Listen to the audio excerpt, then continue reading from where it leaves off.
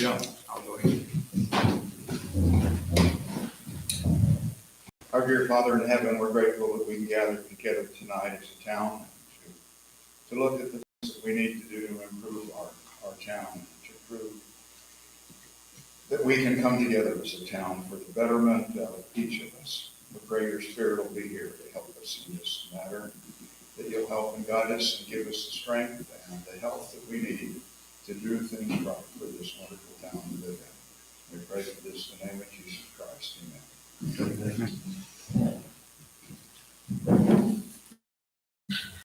Anything on the agenda? You want to do the pledge? Oh, sorry. Thank you. You're welcome. Okay, pledge allegiance, guys.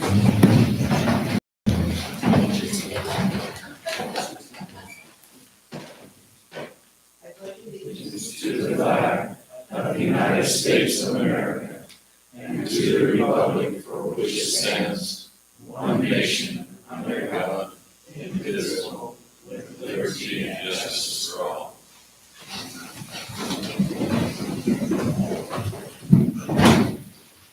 All right. Anyone have a conflict of interest regarding anything on the agenda? Oh? No. We know, anyone? No. No. Okay. This is a new item that I put on the agenda. This used to be on the agenda way back when I started on town council years ago, and then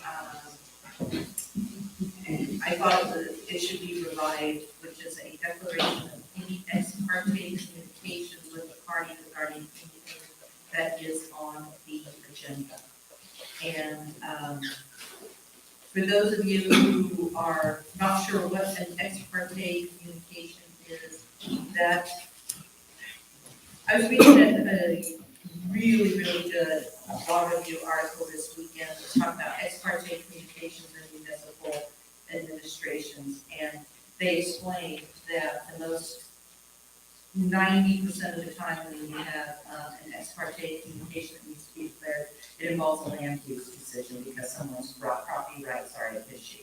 So it is on the agenda today because we do have some land use issues on the agenda. If there were no land use on the issues on the agenda, I would not have.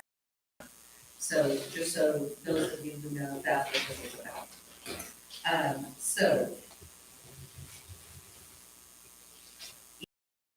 Communications between anyone on the council and the people involved, the party involved in the region,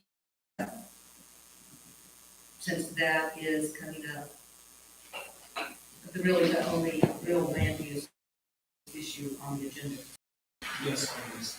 Okay. I understand this is Because of your job, I figured you would. nothing, what's the word?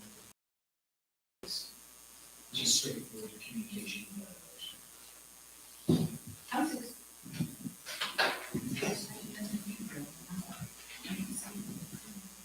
No, you're right. Okay, so, no one else, correct? Okay. All right, so let's move on to the consent agenda. So unlike last month, where we went item by item, this one, I am assuming we can just do one big consent agenda for all of the checks and invoices. Does anyone have any changes to their town council minutes at all? No? Okay. And then appointing me to the solid waste district, we got a letter from them saying they need a new appointment every year. And Here, that one probably needs to be outside of the consent agenda. that one does, Yeah, okay? it's adopting a resolution and Okay. send it to the board. All right, so we will move that to a separate item, and anyone make a motion to approve the checks and invoices and the town council minutes? I'll move that we approve item A, discussion and possible approval of January 22nd checks and invoices. And item B, discussion and possible approval, January 26, 2022, town council minutes. Right, so Leroy made a motion to approve the A and B on the consent agenda, and it was seconded by Jean. Aye. I, Leroy, and Missy. All right, so this appointment to the Washington County Solid Waste District, we will do as a separate item, and I have that on as resolution C. I guess you guys all saw that in your paperwork. Is that up there, Crystal, on the screen? Okay, I didn't want to have to look behind me. So is there any objection among you guys, since they said we got to appoint someone this year? And there's a meeting on Monday, by the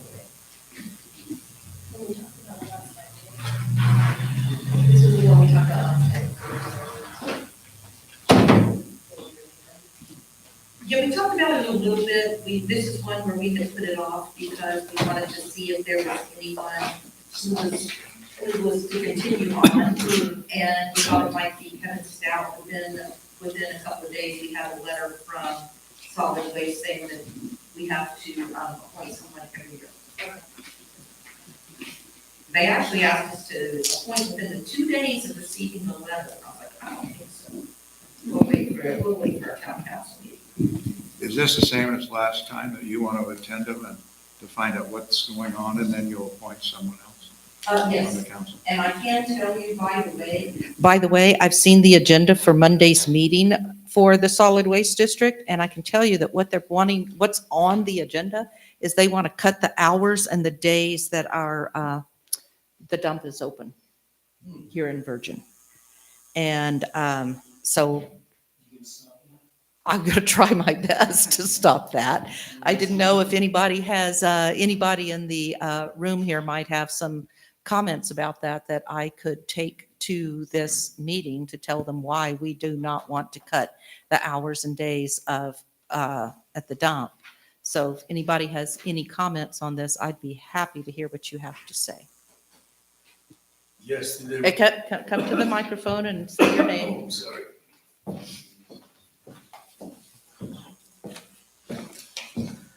George Rodinos. Hi, everybody. Did they give a reason why these hours and days need to be cut? Yes, they're not making enough money off the dump station.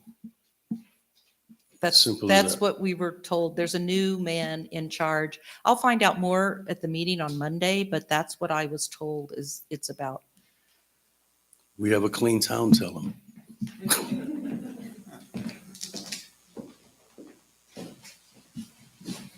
Living up near the dump, I realize how important it is to the whole canyon.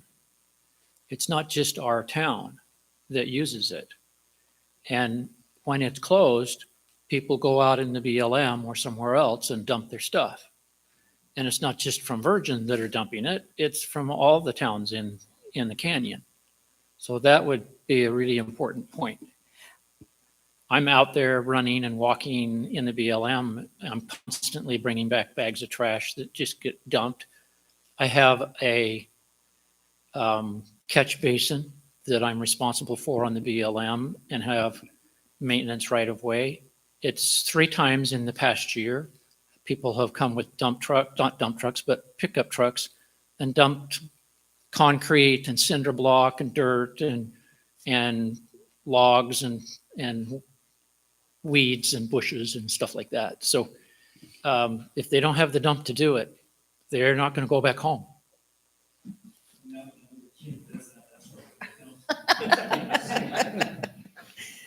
Well, I remember before, Bruce worked really hard to get that station done. And I know before that people were dumping dead animals in the one when it was on Colab Terrace, on, well, what is now Pocketville Road. People were dumping dead animals in there and all sorts of stuff. Anyway, Sean, sorry I interrupted. Okay, for the record, Sean Emmett. Yes, some of the issues you could bring to them. I've talked with their new manager about this this last summer, or when he got in, And they actually have limited not just the time, but the amount you can take, as well as the hours and the items that you can take. Mhm. So when I showed up, they started telling me I have to drive clear down to Washington to dump my load. And I said, well, I'm a mile away here, but you want me to drag my stuff 20 miles away. And that just doesn't make sense. So if anything, we as a town could more utilize it. Those in the canyon could more utilize it. If they need to shut it down because it's costing them money, shut it down to those who are coming from Hurricane because they don't want to go that way. They want to come this way and dump. Things like that. And then opening it up to different items that would be more advantageous for us to haul here that they could make money on, such as steel and things like that. They don't collect anymore. That's worth money. Why aren't they collecting it here? Or they collect it more if we didn't have to haul it all the way down. So also, I just want to thank the town for getting the burn pile situated. I've been asking that for years, where we could have a place where we could just throw away or put our stuff to burn. And that is going to reduce a lot of what we would have taken to the dump as well. So I appreciate Dan for putting that together so we have a place to do that. And I think it's really been successful so far. So thanks. And we also hired, we had 2 people there. Mhm. She has no how to choose the schedule. She said, we have 5 employees and hired 2 more. So she maybe part of the problem with the cost. They stopped taking yard trimmings. And so thanks to the town, I didn't make that decision to have the burn pile. But I think that's great since they stopped it at a dump. You can't take your trimmings there anymore.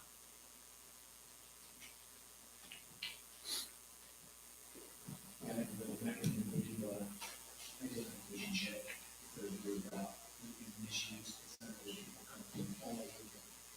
Like Sean said, they'll come up from Perkins, so they'll have to bring down to Washington. Okay. All right, thanks, everybody. I've got a list of things to talk about on Monday. All right, so back to the resolution. I move for approval of Resolution 2022-C. All right, so Paul has made a motion to approve, and Jean has seconded approval of Resolution R2022-C, appointing a representative to the Washington County Solid Waste District. Paul? Aye. Jean? Jean, aye. Leroy? Aye. Misty? Aye. Right. Next item on the agenda before we move into the rest of the meeting is open forum. Anyone have any topics they would like to discuss or bring to the town that is something that is not on the agenda?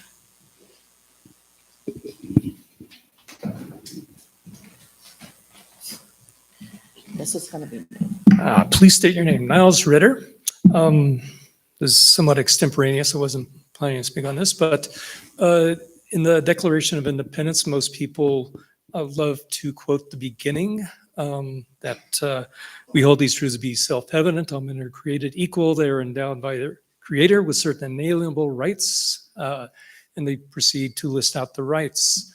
A lot of people, it's a very long and windy article, but when you get down to the very bottom, in addition to enumerating the rights of men, they proceed to declare the sovereignty of the people of the United States of America, and thereby starting the war against King George.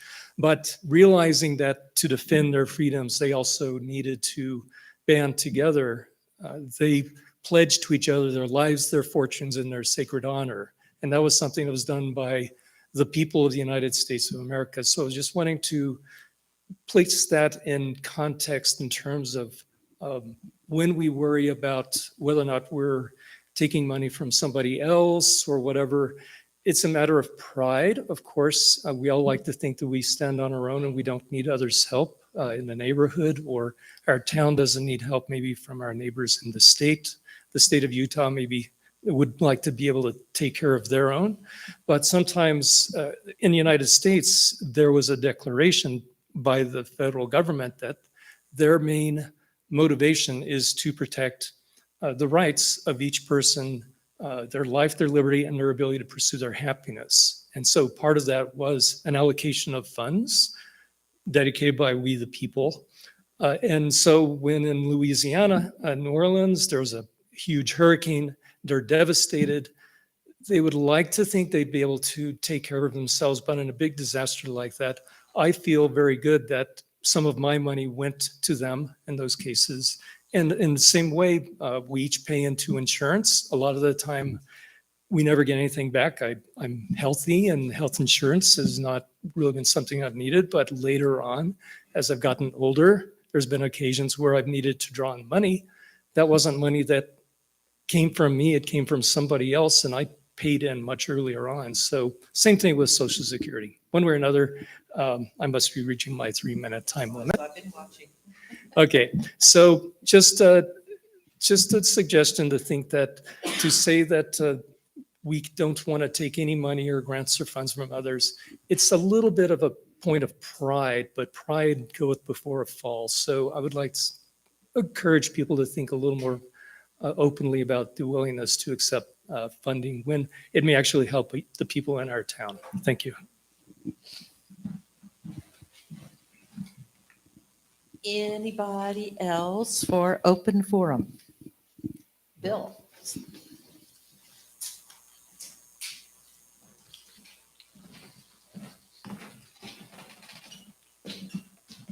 Yes, Bill Swenson, and I'd like to start out with saying I'm seeing a lot better outlook on things this month than last month, because I left this meeting last month a little defeated. I think there was a lot of animosity and a lot of friction, and I'm seeing a different change already.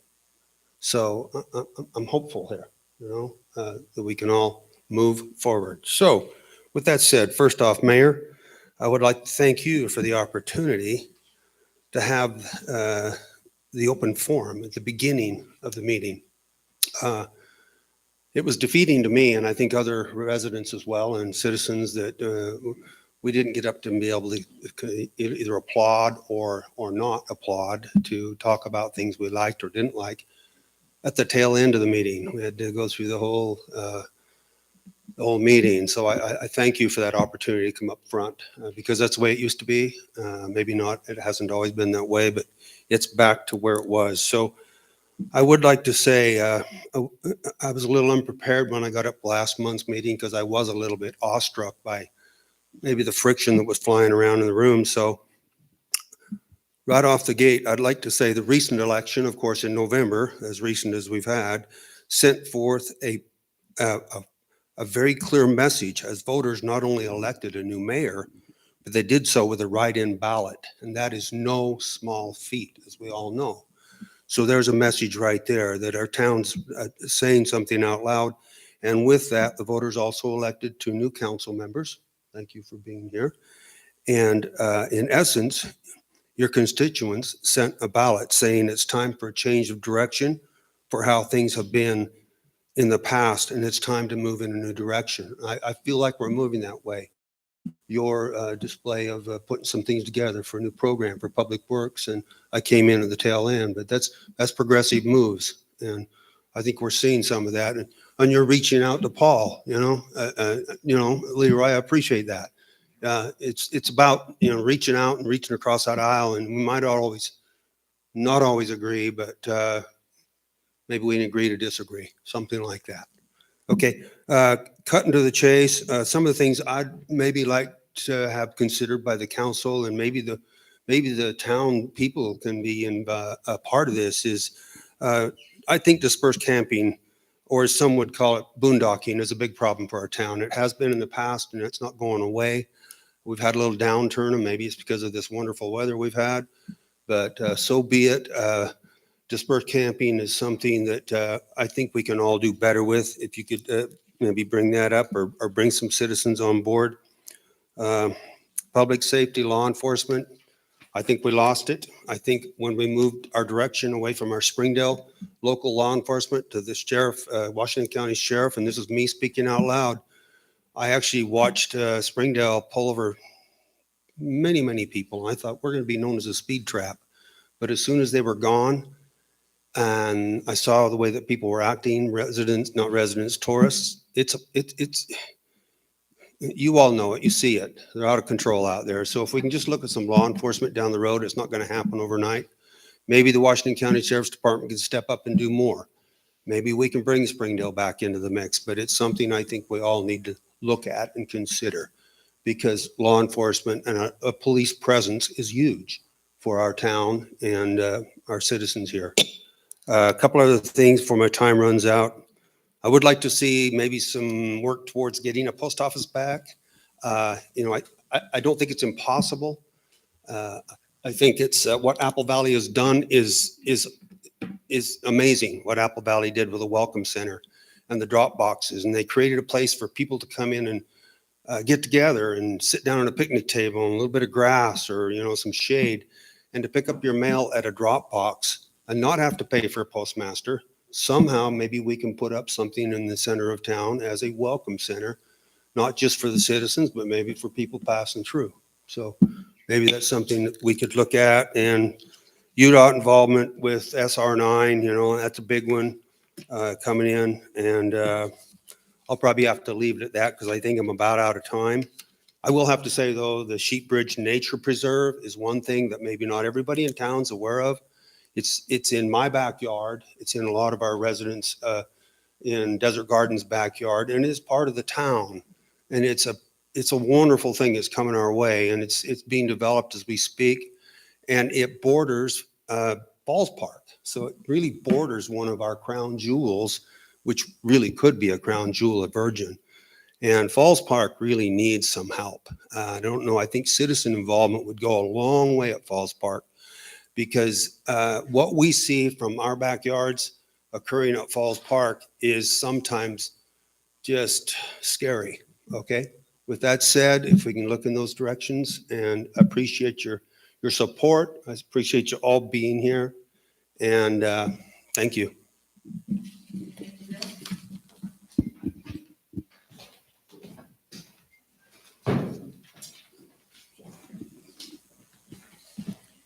Okay, Sean Emmett. Thanks for those comments. A couple of things. I had a quite lengthy discussion with our current sheriff, and thanks. Anyways, in that discussion, he mentioned a lot of stuff about Virgin, about how it's going here, some of the statistics and records of the area, and actually, I think he says we're doing really well. I know there was even an incident this morning. There's quite a few police cars in our town, and there was quite a presence there. Everybody was apprehended quickly, and so that was really good that they're able to protect us. And it sounds like the way the numbers are, they're doing a very good job at that. Of course, anybody in any way can always do better, so we can always ask for that. Another thing is, I talked with Steve Meismer from the Virgin River plan today. I know he's come and talked with people in the town about a few projects. I'm sure they'll relate those later. Just my request, if there's those type of meetings that do happen, that even though it may not be a public meeting per se, because there's not the requirements of 3 council members, it'd be nice if the public knew some of those meetings are happening, because for me, especially with things, help him fill in some of the blanks and share a little bit of the knowledge I have on that side of it as well. So I'd appreciate that. Thank you.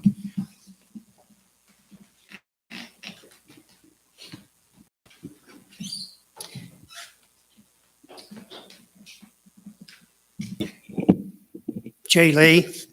I didn't get on the agenda to give my report on the state of the district, the Southwest Mosquito Abatement and Control District. Each one of you should have had a packet in your bill today. So anyway, just like to say that if you don't have West Nile virus here in the county, we can thank the Mosquito Abatement District. This year we didn't have any. They had a lot of it up north. Could be we didn't get a lot of birds down here that we usually do, but we went through everything. These meetings are open for anybody can show up at these meetings. It doesn't have to be the control board or anybody else. But anyway, I think the very last page of that state of the district is kind of tells everything, but they found a new mosquito that they haven't found here before up in Springdale. I can't remember all the details about how that came to be or what it does, but they're keeping a close eye on that one. Mosquito has our district has invented a mosquito trap that they use throughout the whole state and in other states, other areas, southern or in the ones surrounding us, Arizona and some of those others. So anyway, they're doing a tremendous job. And also, secondly, I would like to thank you, the mayor and Leroy and the council for continuing with the